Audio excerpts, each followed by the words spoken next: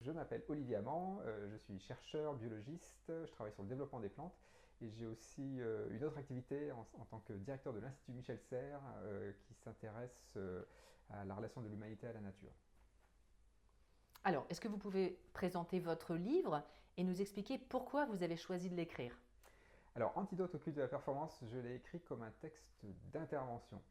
En fait, on est dans un moment où on réalise que tout craque de tous les côtés, sur le plan géopolitique, social, économique, écologique. Et ben ça, c'est un monde suroptimisé qui devient très fragile.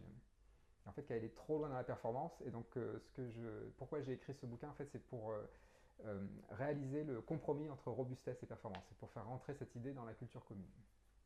Pour aller plus en détail, quel message avez-vous voulu passer? Alors le message principal, c'est qu'il faut comprendre qu'on est rentré dans le monde fluctuant. On n'est plus dans un monde stable, abondant en ressources, le monde du pétrole, hein, pour le dire rapidement. On est rentré dans le monde des pénuries chroniques de ressources. Alors il y en a eu plein, hein, parfois anecdotiques, hein, pénurie de moutarde en 2022 par exemple. Ouais. Donc il y a des ruptures dans la logistique, il y a des ruptures écologiques, les méga-feux, les méga-inondations, etc. Donc on rentre dans ce monde de plus en plus fluctuant. Et dans un monde fluctuant, on ne s'organise pas tout à fait pareil, même pas du tout pareil que dans un monde stable. Nous, ce qui a été notre compas jusqu'à présent, ça a été la performance, l'efficacité, l'efficience. Chaque fois qu'il y avait une crise, on augmentait les performances. Et quand on fait ça, en fait, on prépare la crise suivante. Parce qu'on épuise les ressources. On fait un burn-out humain et un burn-out planétaire. Donc la robustesse, donc maintenir le système stable et viable malgré les fluctuations, eh ben, on fait ça dans un monde fluctuant. Et comment on fait pour être robuste? En allant contre la performance, en étant moins efficace, moins efficient, en prenant des marges de manœuvre, du jeu dans les rouages. Et ben, ce que nous disent les êtres vivants, c'est qu'ils sont robustes avant d'être performants. Ben, ça, c'est une leçon essentielle pour nos organisations. Selon vous, que faut-il en retenir d'utile si l'on est dirigeant? Alors, quand on est dirigeant, en fait, c'est un moment assez incroyable, c'est un boulevard en fait. Aujourd'hui, le monde est en train de changer. On est en train de changer de civilisation, même.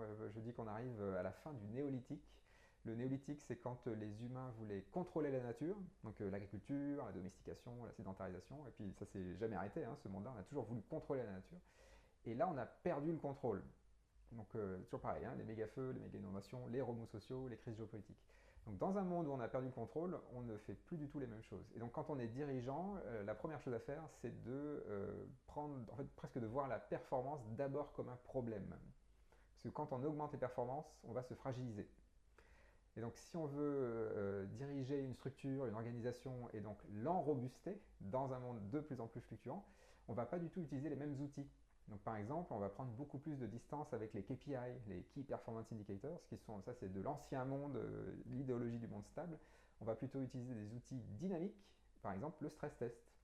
Un stress test, c'est on fait fluctuer son système et on voit si ça tient. Donc son entreprise, son territoire, son association, hein, ça pour n'importe quelle organisation. On la secoue, donc par exemple le pétrole est 2 fois plus cher l'année prochaine, il y a une coupure internet pendant 6 mois, enfin ce genre de fluctuation, et on voit quelle marge de manœuvre on doit mettre en place pour enrobuster l'organisation. Et on va voir que ça passe par du lien social, par du lien à l'écologie du territoire, à la biodiversité du territoire, aux associations du coin, enfin tout un tissu. Ben, cette idée du stress test, c'est un outil très pratique pour le dirigeant pour basculer de l'idéologie du monde stable vers le monde fluctuant.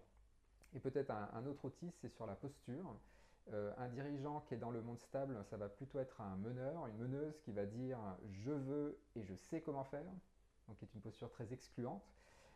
Dans le monde fluctuant, dans le monde de la robustesse, le décideur, c'est plutôt un facilitateur, une facilitatrice qui dit j'ai envie et je ne sais pas comment faire.